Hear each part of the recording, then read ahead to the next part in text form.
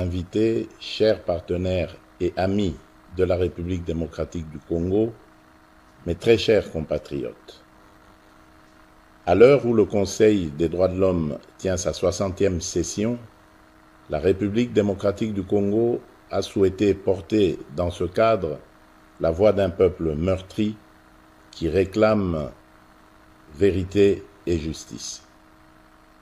Cet événement parallèle n'est pas un rituel protocolaire de plus. C'est un espace de parole utile pour éclairer les consciences et mobiliser les volontés.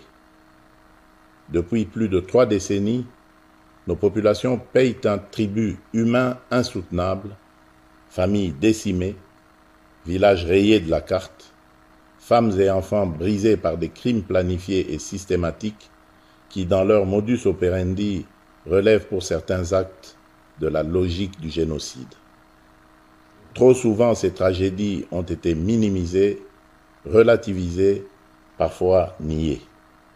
Nous sommes ici pour briser ce silence, lever le voile et appeler solennellement à la reconnaissance internationale des génocides perpétrés sur le territoire congolais, condition d'une justice qui répare et d'une paix qui dure. Notre plaidoyer se fonde sur des assises juridiques incontestables et sur un corpus de rapports concordants, nationaux et internationaux, qui documentent l'ampleur, la systématicité et l'intention criminelle de ces atrocités. Il ne s'agit pas d'émotion, mais de droit. Pas d'accusation gratuite, mais d'établissement rigoureux des faits. Le débat que nous proposons s'organise autour de 3 axes très concrets. 1. Cartographier les faits à caractère génocidaire commis en République démocratique du Congo au cours des 30 dernières années.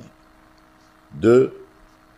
Établir l'existence de génocides perpétrés sur notre territoire à l'aune des critères reconnus par le droit international. Enfin, 3. Mettre en place une architecture de justice transitionnelle adaptée à nos réalités, garantissant vérité, poursuite et réparation. Pourquoi maintenant? Responsabilité de rompre le cycle déni, impunité, récidive. Parce que la prévention exige d'abord la nomination des crimes et la reconnaissance des victimes. Parce qu'aussi que la stabilité de toute une région dépend de la capacité à dire le vrai, à juger le criminel, à réparer l'irréparable et à garantir la non-répétition. À cet égard, nous réaffirmons notre ancrage dans la Convention pour la prévention et la répression du crime de génocide du 9 décembre 1948 et dans l'ensemble des instruments pertinents du droit international. Notre démarche est conforme à ces principes. Elle vise la vérité, elle exige la justice, elle appelle à la réparation.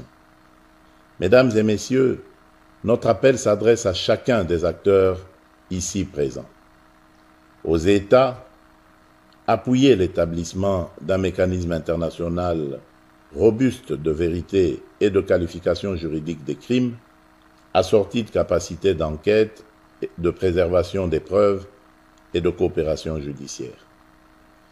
Aux organes des Nations Unies et aux organisations régionales, conjuguez vos efforts pour garantir la protection des civils aujourd'hui, la justice pour les victimes hier et des garanties crédibles de non-répétition demain.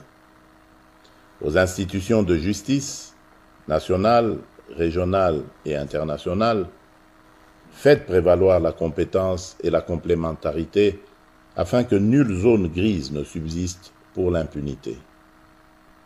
À la société civile, aux survivantes et aux chercheurs, votre travail de documentation, de mémoire et d'accompagnement est la clé qui ouvre la porte de la reconnaissance et de la réparation.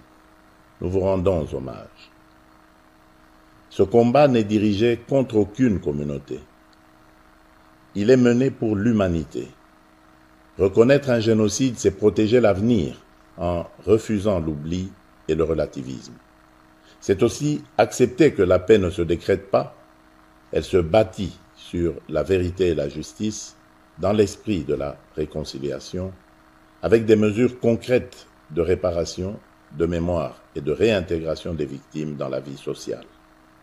En ma qualité de président de la République démocratique du Congo, je prends l'engagement de soutenir les démarches sérieuses et crédibles visant à la reconnaissance des génocides commis sur notre territoire, à l'établissement des vérités, des responsabilités et à la garantie pour les victimes de leur droit à la vérité, à la justice et à la réparation. Notre main reste tendue pour le travail commun, notre détermination demeure entière. Je forme le vœu que de Genève s'élève une voix claire, ne pas oublier, ne jamais répéter, commencer à guérir. Que cette triple exigence irrigue l'action des institutions, inspire la coopération internationale et honore